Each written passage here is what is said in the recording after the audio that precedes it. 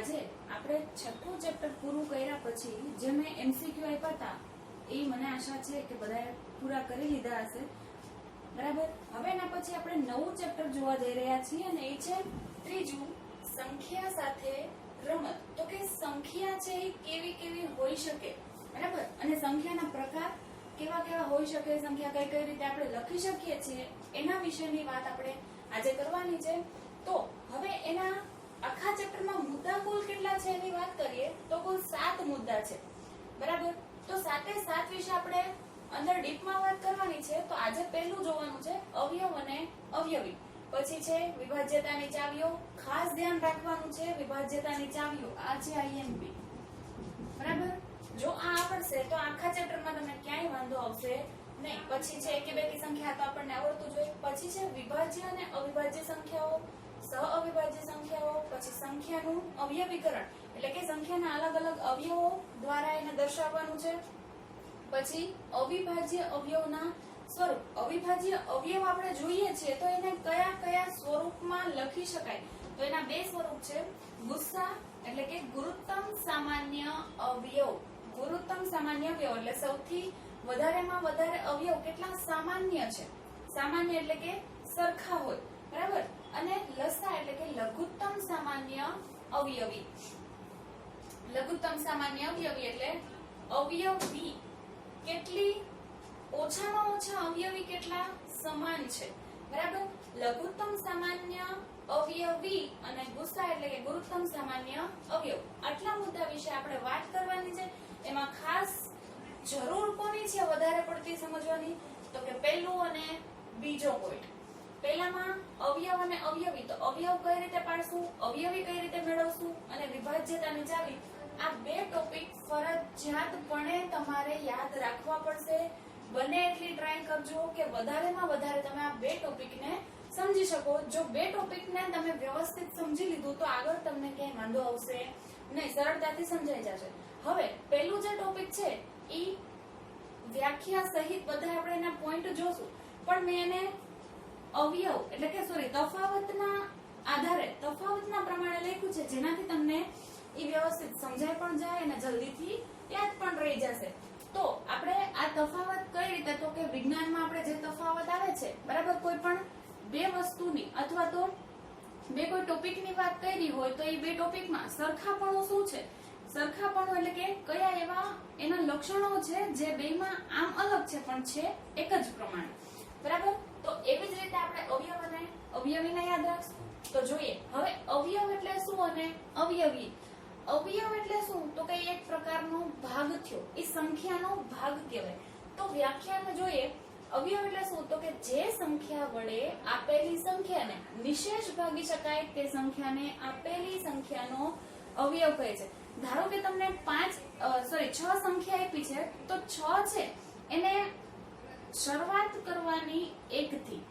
1 થી તમે લાઈનમાં બધી જ સંખ્યા લેતા જાઓ, એ બધી જ સંખ્યા છે એને તમે નિશેષ ભાગી શકો. નિશેષ એટલે શું, તો કે શેષ વધે નહીં એવું, એટલે કે શેષ કેટલી આવવી જોઈએ, 0. જો 0 શેષ આવે તો જ એને નિશેષ ભાગી શકાય એવું કહી શકાય. હવે ભાગવાનું કોને, તો કે જે સંખ્યાનો તમને અવયવ પૂછ્યા છે ઈ સંખ્યાને મારે કોના વડે ભાગવાનું, વારાફરતી 1 2 3 4 5, બરાબર. આ બધી જ સંખ્યા વડે હું ભાગાકાર કરીશ તો એ ભાગાકાર મને નિશેષ મળવો જોઈએ, તો જ એ સંખ્યાને આપેલી સંખ્યાનો અવયવ કહેવાય. મારે 6 ના અવયવ જોતા હોય તો હું એને 1 વડે ભાગીશ. 1 વડે તો ગમે એ સંખ્યાને ભાગો એટલે એનો જવાબ તમને છેલ્લે કેમ મળશે, શેષમાં 0 જ મળવાનો છે એટલે એ નિશેષ ભાગી શકે એવું કહેવાય. પછી 6 ને મારે 2 વડે ભાગવા છે તો 2 ના ઘડિયામાં પણ 6 આવશે તો એની શેષ પણ કેવી થઈ જશે, 0. પછી 3 નો તો 3 છે અને 6 ને હું 3 વડે ભાગું તો પણ એની શેષ મને કેવી મળશે, 0. પણ 4 ને 6 ને હું 4 વડે ભાગીશ તો શેષ 0 મળશે નહીં, શેષ 2 વધશે, બરાબર. તો મારે શેષ 0 જોઈએ છે તો 4 છે એ 6 નો અવયવ કહેવાશે નહીં. પછી 5 માં પણ જ રીતે 5 ને 6 ને તમે 5 વડે ભાગશો તો પણ શેષ તમને વધશે, તો એમાં પણ એક શેષ વધે એટલે એ નિશેષ કહેવાશે નહીં. પછી 6 છે એને 6 વડે ભાગો એટલે તો જવાબ 0 જ આવવાનો છે, બરાબર. કોઈ પણ સંખ્યા એ પોતે તો પોતાનો અવયવ હોય જ. તો આની વ્યાખ્યા કઈ રીતે યાદ રાખશું? તો કે જે આપણને સંખ્યા આપી છે એને તમે જે સંખ્યા વડે નિશેષ ભાગી શકો અને ઈ સંખ્યાને આપણે શું કહીએ? એનો અવયવ. પછી અવયવી એટલે શું? જો આમાં શું કર્યું હતું? ભાગાકાર. બરાબર. આમાં શું કરશું આપણે? ગુણાકાર.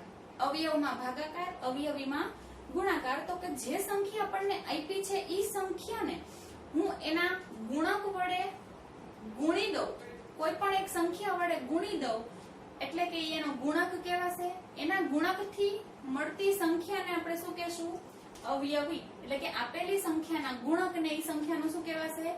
અવયવી. ધારો કે મારે 5 ના અવયવી જોઈએ છે, તો 5 ના અવયવી હું કઈ રીતે મેળવીશ? તો આમાં આપણે 1 2 3 4 બધી સંખ્યા વડે વારાફરતી ભાગાકાર કરતા હતા. તો આમાં ઈ બધી જ સંખ્યા વડે 1 2 3 4 બધી જ સંખ્યા વડે હું શું કરીશ? જેના અવયવી જોતા હોય ઈ સંખ્યા સાથેનો ગુણાકાર. અવયવમાં ભાગાકાર, અવયવીમાં ગુણાકાર. તો ગુણાકાર મારે 5 ના અવયવી જોતા હોય તો 5 ગુણ્યા 1 એટલે કેટલા મળશે?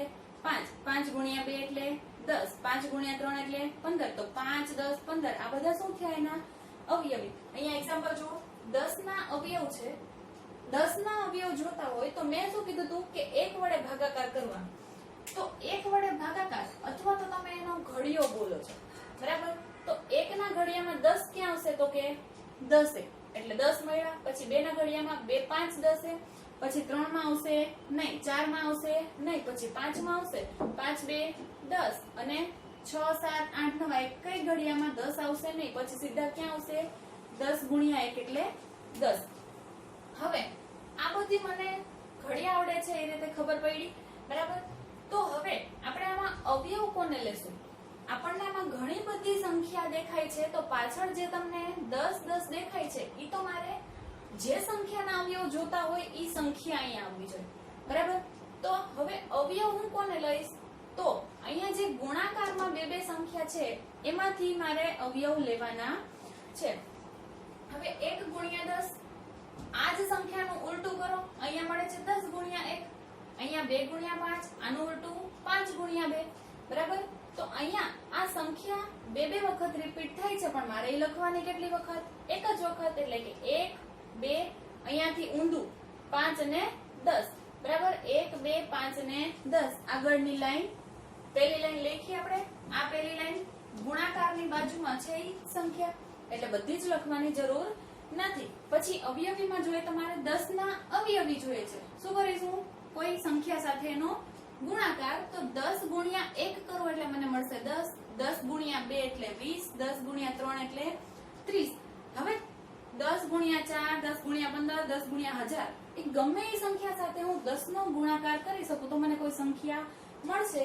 એટલે એના અવયવી છે એ અનંત સુધી જશે, એનો ક્યાંય અંત આવશે નહીં. પણ અવયવ છે એ મને કેટલા લિમિટેડ સંખ્યામાં મળ્યા. તો એના અવયવ કયા કયા છે? 1 2 5 અને 10. બરાબર. હવે એના પછી જોઈએ તફાવતના આધારે યાદ રાખશું આપણે. પહેલા બેની વ્યાખ્યાના બેના એક્ઝામ્પલ જોઈ લીધા. અવયવ એટલે ભાગાકાર, અવયવી એટલે ગુણાકાર. હવે જોઈએ એક એ દરેક સંખ્યાનો અવયવ. અવયવની વાત કરીએ છીએ તો દરેક સંખ્યાનો અવયવ એક તો હશે જ. બરાબર. એ ગમે એ સંખ્યા હોય, એક સંખ્યા એક છે ઈ તો એનો અવયવ હોય જ. જ્યારે અવયવીમાં શું છે તો કે દરેક સંખ્યા એકનો અવયવી હોય. એટલે એકનો અવયવી એટલે કે એક સાથે તમે દરેક સંખ્યાને તો ગુણી જ શકીએ છીએ. પછી ત્રીજું જોઈએ દરેક સંખ્યાનો નાનામાં નાનો અવયવ એ સંખ્યા એક છે.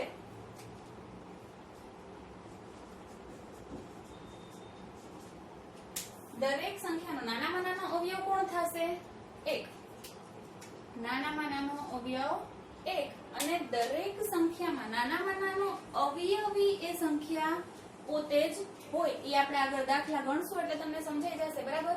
જો અવયવ સૌથી ગમે એ સંખ્યાના તમે અવયવ પાડશો ને તો દરેકમાં અવયવ એક તો હશે જ. પછી જ્યારે તમે અવયવી લેશો તો જે સંખ્યાના અવયવી લેવા છે એ સંખ્યા પોતે જ તો એનો અવયવી હશે જ, પણ એ સૌથી નાનો છે એની પહેલા એક પણ અવયવી આવતો નથી.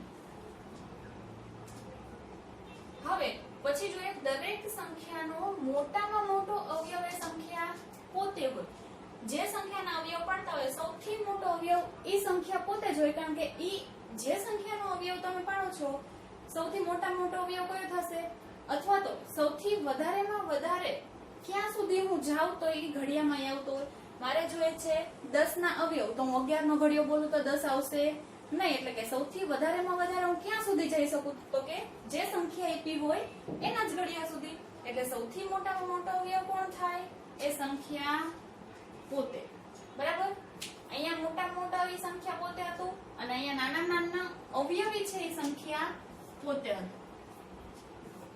બરાબર, હવે અહીંયા મોટામાં મોટો અવયવી જોતો હોય તો ઈ મળશે નહીં, કારણ કે આપણે વાત થઈ ને કે અહીંયા હું 10 ના અવયવી જોતા હોય તો એને અનંત સંખ્યા છે આપણી પાસે, અનંત સંખ્યા સુધી હું એને ગુણી શકું તો મને અવયવી છે એ પણ ક્યાં સુધી મળશે, અનંત સુધી. એનો કોઈ અંત છે નહીં. એટલે મોટામાં મોટો અવયવી મળી શકે નહીં, કારણ કે સંખ્યા કેવી છે, અનંત, અસંખ્ય. બરાબર, એનો ક્યાંય અંત આવતો નથી. એટલે આટલું ક્લિયર થઈ ગયું. ખાસ યાદ રાખવાનું શું, અવયવમાં ભાગાકાર, અવયવીમાં ગુણાકાર. પછી સૌથી નાનો અવયવ 1, સૌથી નાનો અવયવ એ સંખ્યા પોતે, સૌથી મોટો અવયવ એ સંખ્યા પોતે, અને સૌથી મોટો અવયવી અનંત, ક્યાંય મળતું નથી. પછી જોઈએ કે દરેક સંખ્યાનો અવયવ તે સંખ્યા કરતા નાનો અથવા તો તે સંખ્યાને બરાબર હોય. આપણે અહીંયા 10 ના અવયવ મેળવ્યા, તો 10 ના અવયવ 1, 2, 5 અને 10. સંખ્યા કઈ છે, 10. તો આ જે આગળના અવયવ છે એ 10 કરતા કેવા છે, નાના. તો જે સંખ્યા આપી છે એના કરતા એના બધા જ અવયવ નાના અથવા તો એ સંખ્યાને બરાબર. ક્યારે ઈ સંખ્યા કરતા મોટો અવયવ એનો મળશે નહીં. એટલે કે જેનો અવયવ આપણે જેના અવયવ લેતા હોય એના બધા જ અવયવ ઈ સંખ્યા અથવા તો એના કરતા નાના. જ્યારે અવયવીમાં શું થશે, તો કે ઈ સંખ્યાના અવયવી આપણે લઈએ તો ઈ સંખ્યાને બરાબર થાય અથવા તો એનાથી મોટા થાય. અહીંયા જોઈએ આપણે 10 ના અવયવી જોઈએ છે તો શરૂઆત જ ક્યાંથી થશે, 10 થી. બાકીના જે બધા અવયવ મળશે એ કેવા મળશે, 10 થી મોટા. એટલે કે અવયવી છે એમાં પહેલો જ અવયવી એ સંખ્યા પોતે જ હોય અને બીજા અવયવી કેવા મળશે, તો કે એ સંખ્યાથી મોટા. અને અહીંયા છેલ્લું જોઈએ, છેલ્લામાં શું કીધું છે કે અવયવો છે એ નિશ્ચિત સંખ્યામાં હોય. એટલે કે એની સંખ્યા ગણી શકાય કે ભાઈ 4 અવયવ હોય અથવા તો 5 અવયવ હોય, 8 અવયવ હોય. પણ જ્યારે અવયવીમાં જોઈએ તો અવયવી છે એ અસંખ્ય મળે. આપણે અહીંયા જોયું કે અનંત સુધી જશે તો એનો ક્યાંય અંત આવશે નહીં. બરાબર, આ અવયવ અને અવયવીના તફાવત ખાસ યાદ રાખશું. પહેલા એની વ્યાખ્યા, અવયવમાં ભાગાકાર, અવયવીમાં ગુણાકાર. દરેક સંખ્યાનો અવયવ એક તો હોય જ અને દરેક સંખ્યા છે ઈ એકનો અવયવી હોય. પછી નાનામાં નાનો અવયવ એક, નાનામાં નાનો અવયવી એ સંખ્યા પોતે. પછી મોટામાં મોટો અવયવ એ સંખ્યા પોતે, મોટામાં મોટો અવયવી છે એ ક્યારેય મળશે નહીં. પછી હવે અવયવ જે મળ્યા છે એ આપેલી સંખ્યા કરતા નાના અથવા તો એના બરાબર. અવયવીમાં અવયવી છે એ આપેલ સંખ્યાની બરાબર અથવા તો એનાથી મોટા. અને અવયવો છે એ નિશ્ચિત સંખ્યામાં હશે અને અવયવી છે એ અસંખ્ય મળશે. એનો ક્યાંય અંત આવશે નહીં.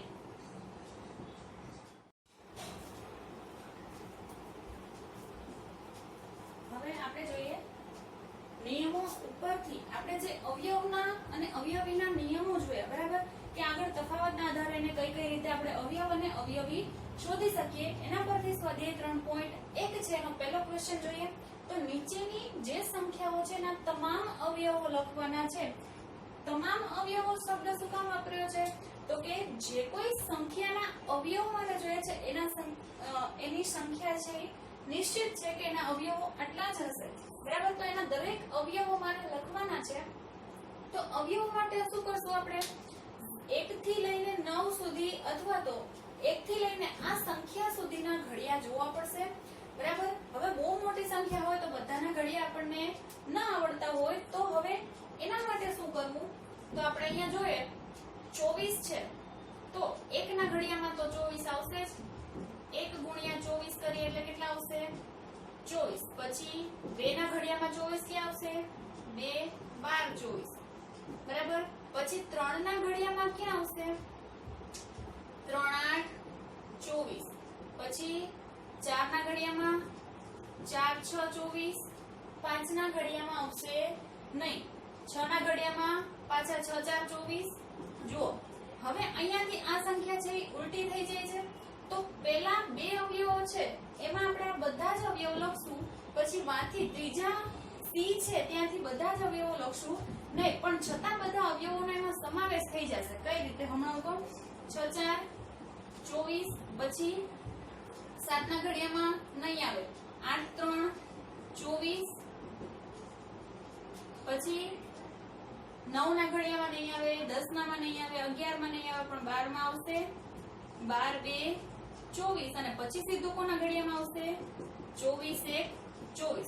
હવે તમે જોઈ શકો છો કે સૌથી પહેલો અવયવ જે છે એના કરતા ઉલટો સૌથી છેલ્લો અવયવ, બીજો અવયવ એના કરતા ઉલટો છેલ્લેથી બીજો, પછી આ 3 ગુણ્યા 8 તો 8 ગુણ્યા 3, 4 ગુણ્યા 6 તો 6 ગુણ્યા 3, 6 ગુણ્યા 4, અને છેલ્લે આપણને આ બાજુ મળે છે એ શું છે, તો કે આપણને જે સંખ્યા આપી છે એટલે અવયવ આપણને બધા જ મળી ગયા છે. આમાંથી હવે તમે જોશો તો એક પણ અવયવ છે એ રહી જતો નથી, એટલે ઊભી લાઈનમાં જોઈએ તો 24 ના અવયવો કેટલા છે, 1 2 3 4, પછી 6 8 12 અને 24.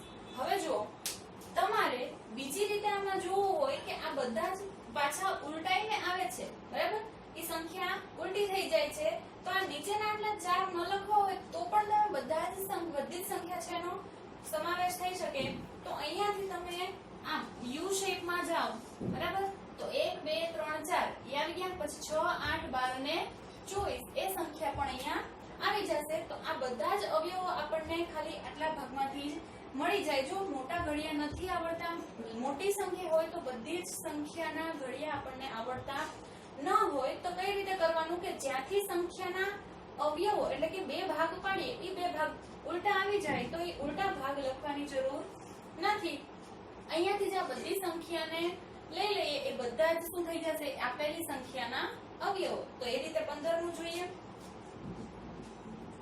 તો 1 ગુણ્યા 15 એટલે કેટલા થશે, 15. પછી 2 ના ઘડિયામાં 15 નહીં આવે, 3 ના ઘડિયામાં 3 5 15, પછી 4 ના ઘડિયામાં નહીં આવે, 5 માં આવશે, જો ફરી પાછું 5 3 15 થાય, 5 ગુણ્યા 3 બરાબર 15. અહીંયા ઉલટાઈ ગયું તો હવે સીધું કોણ આવશે, 15 ના ઘડિયામાં 15 1 15. તો અહીંયા પણ મને આ 4 વખત અવયવ પાડ્યા એમાં 15 મને મળે છે, બરાબર. તો એ બધી જ વખત લખવું ફરજિયાત નથી. તો હું કઈ રીતે લખી શકું, 15 ના અવયવો, તો અહીંયાથી આ ફરી પાછું ઉલટાઈ ગયું, એના બદલે હું અહીંયાથી યુ શેપ મૂકી દઉં તો 1 3 5 અને 15, 1 3 5 અને 15 બધું એ જ થશે, 1 3 5 અને 15, બરાબર. આ શું થયું, 15 ના અવયવો. તો આ રીતે નિશ્ચિત સંખ્યામાં તમને અવયવો મળશે, બરાબર, અને ઘડિયાના આધારે આપણે એના અવયવો શોધી શકીએ. હવે સી માં આપણે આ બધા જ સંખ્યા લખશું નહીં, જ્યાંથી આ બે સંખ્યા ઉલટાઈ જતી હોય એને ત્યાંથી આપણે લખશું નહીં. તો હવે અહીંયાથી જોઈએ 21 માટે 1 થી જ શરૂઆત કરશું. બધામાં સામાન્ય એટલે કે બધામાં એક તો ઈ સંખ્યાનો અવયવ આવશે જ, અને એક એ સંખ્યા પોતે. અહીંયા 24 માં હતું તો 1 આવ્યો, અને 24 સંખ્યા પોતે 1 અને 15 સંખ્યા પોતે, બરાબર. તો કોઈ પણ સંખ્યા આપેલી હોય બે અવયવ તો ફિક્સ જ હોય. પહેલો અવયવ કોણ થાય, 1, અને બીજો અવયવ એ સંખ્યા પોતે. પછી અહીંયા જોઈએ 1 ગુણ્યા 21 એટલે આપણને મળશે 21. મને જે સંખ્યા આપી છે એ સંખ્યા મને અહીંયા મળવી જોઈએ. હવે 2 ના ઘડિયામાં છે 21 આવશે નહીં, તો 3 ના ઘડિયામાં આવશે 3 7 21. પછી 4 ના ઘડિયામાં 21 નહીં આવે, 5 ના ઘડિયામાં નહીં આવે, 6 ના ઘડિયામાં નહીં આવે, પાછા 7 માં આવશે. તો હવે 7 3 21 થશે, લખવાની જરૂર નથી, યુ શેપ આપી દઉં. તો અહીંયા લખશું 21 ના અવયવો કયા કયા છે, 1 3 7 અને 21. 1 3 7 અને 21, બરાબર. આ 21 ના અવયવ થયા.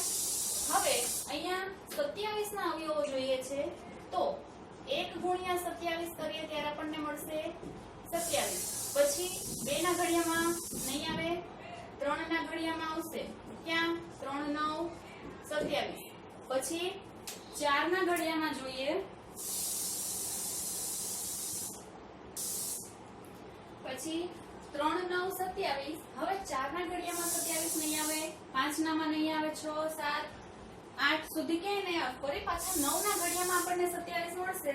તો 27 ના અવયવો કયા કયા થશે? યુ શેપમાં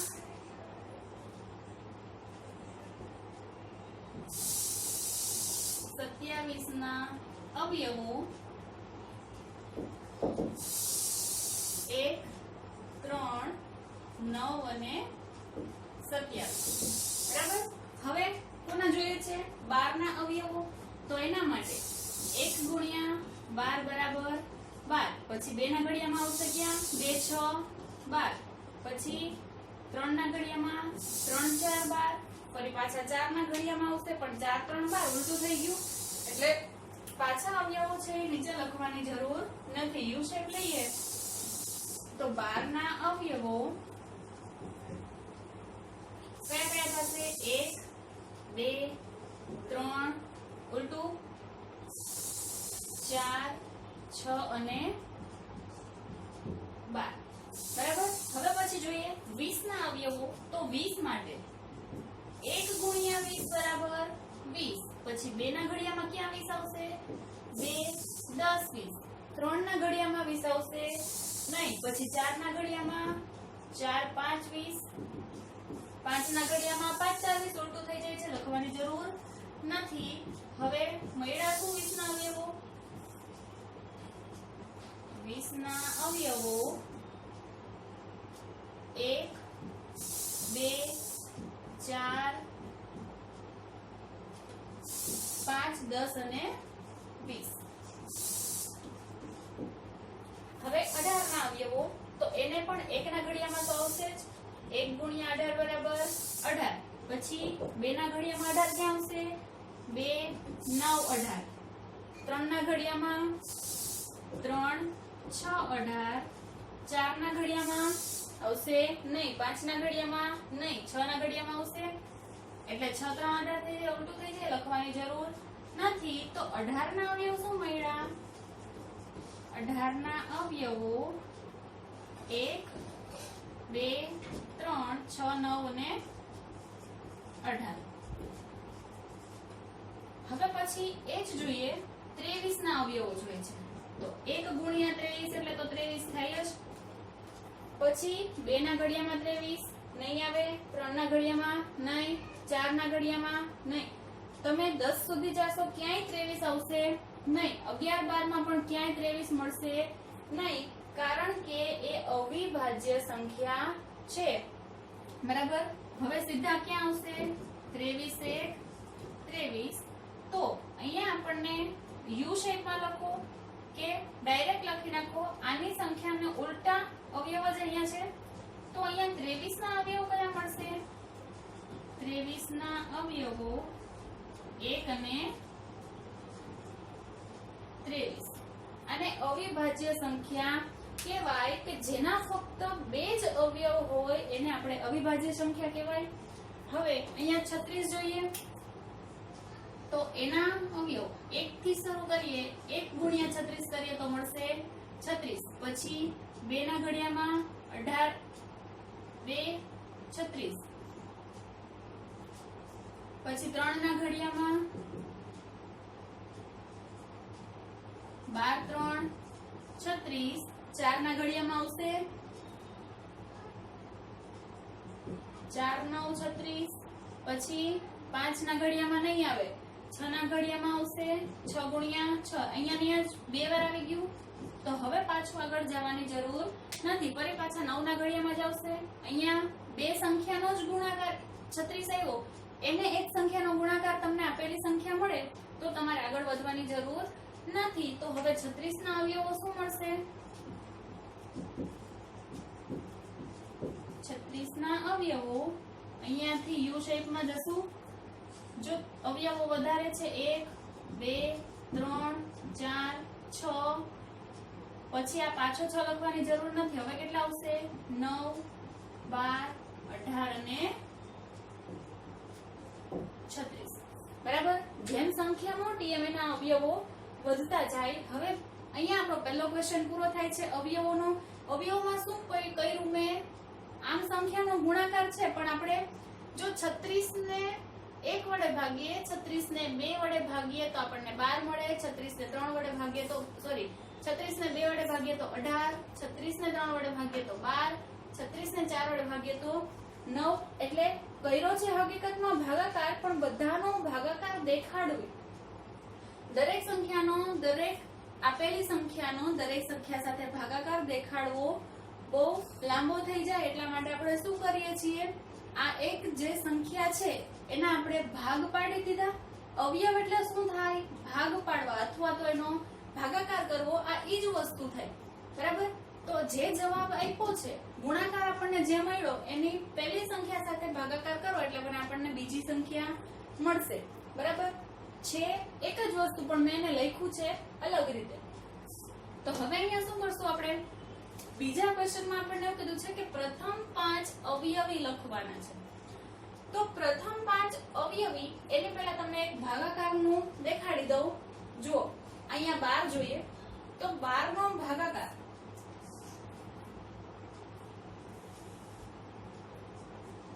એક સાથે 12 નો ભાગાકાર તો 1 1 1 0, અહીંયાથી ઉતરે 2 1 2 2 ને શેષ કેવી મળી?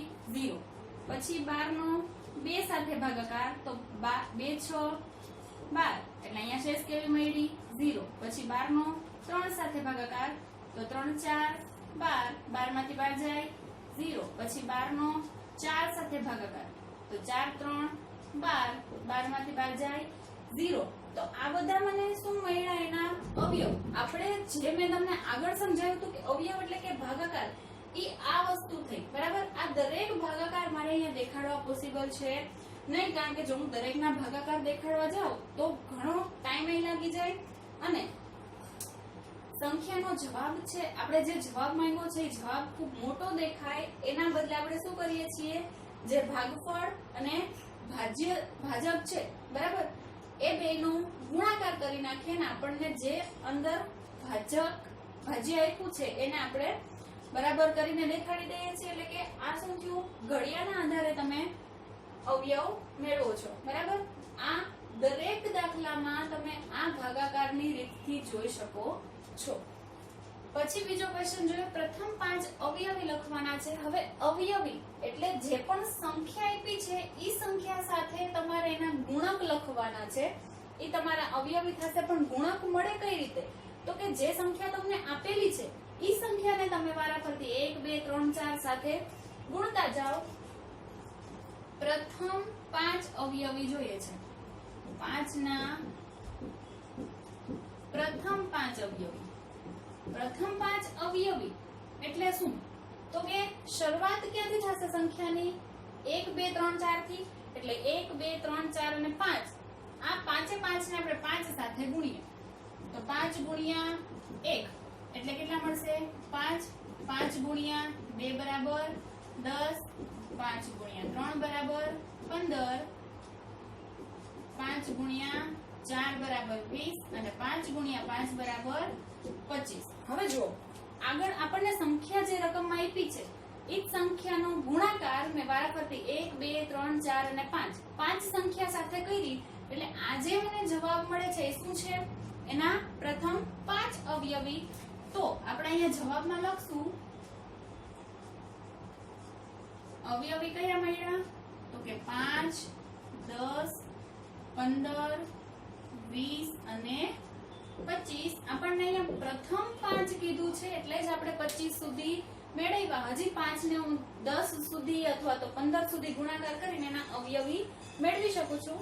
અવયવીનો ક્યાંય અંત આવતો નથી. પછી 8 ના અવયવી જોઈએ.